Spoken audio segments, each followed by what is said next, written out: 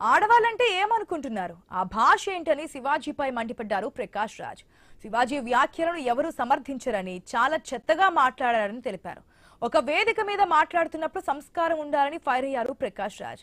ఆడవాళ్ళకి సపోర్ట్ చేయడం తన బాధ్యత అని, అది తమ కర్తవ్యమని తెలిపారు. శివాజీ కానీ ఎవరైనా కానీ ఒక వేదిక మీద మాట్లాడేటప్పుడు ఒళ్ళు దగ్గర పెట్టుకోవాలని హెచ్చరించారు ప్రకాష్ రాజ్.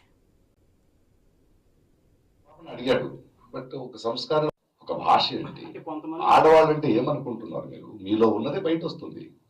అదేంటా మాటలు, అదేంటా అహంకారం, అదేంటి ఆడాళ్ళని ఈడితరని.